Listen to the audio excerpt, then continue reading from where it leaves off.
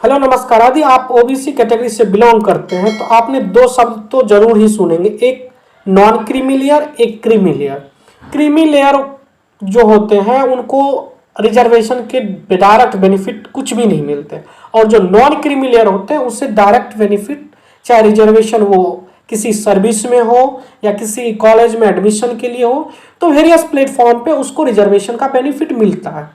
इसी से रिलेटेड एक नया डेवलपमेंट जो 24 अगस्त का जजमेंट है, ये जो डेवलपमेंट है ये हरियाणा सरकार से है। हरियाणा सरकार ने 2016 में एक एक्ट पास किया था जिसका नाम था reservation in service and admission in educational institute act 2016। इस एक्ट में एक सेक्शन है 5।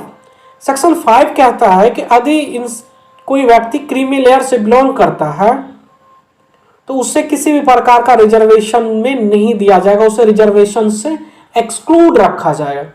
लेकिन इसी में एक सेक्शन है 5 सब सेक्शन 2, वो कहता है कि जो क्रीमी लेयर है ये कंसिडर किया जाएगा on the consideration social, economic and such other factor as deemed appropriate. दिक्कत कहाँ आती है, जब 2016 में ही एक रेगुलेशन, एक नोटिफिकेशन पास किया जिसमें क्रीमी लेयर का सीधा सा उन्होंने डेफिनेशन दे दिया कि जिसका इनकम 6 लाख पर एनम से अधिक होगा वो क्रीमी लेयर में आएगा, उससे किसी भी प्रकार का रिजर्वेशन का बेनिफिट नहीं होगा।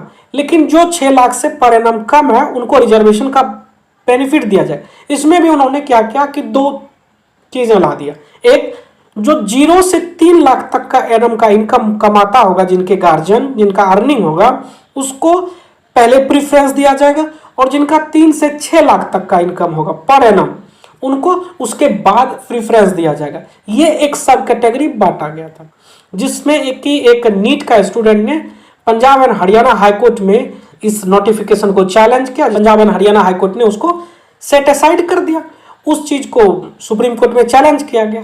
फिर क्या हुआ कि 2018 में अगेन हरियाणा सरकार ने एक नया नोटिफिकेशन निकाला, और नोटिफिकेशन में यह था कि जिसका ग्रॉस एनुअल इनकम जो होगा वो 6 लाख से होगा तो उसको रिजर्वेशन से बाहर रखा जाएगा, और जिनका उससे कम होगा उसको रिजर्वेशन के अंदर रखा जाएगा। ये दोनों जो हाईकोर्ट का जजमेंट था वो फाइनली चैलेंज हुआ सुप्रीम कोर्ट में।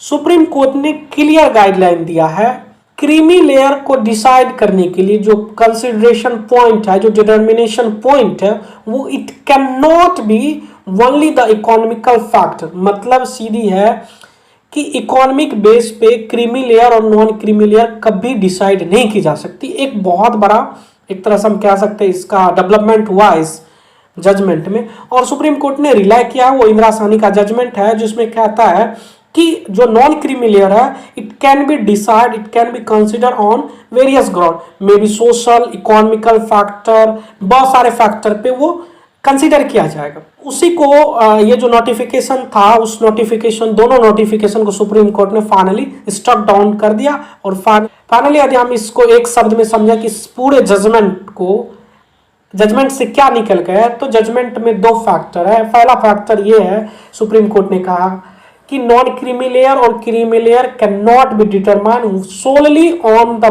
Ground of economical factor. दूसरा, जो इंदिरा साहनी का जजमेंट है, उस जजमेंट को इस जजमेंट में रिलाई किया है, और इस जजमेंट को फॉलो करने के लिए कहा गया है हरियाणा सरकार को।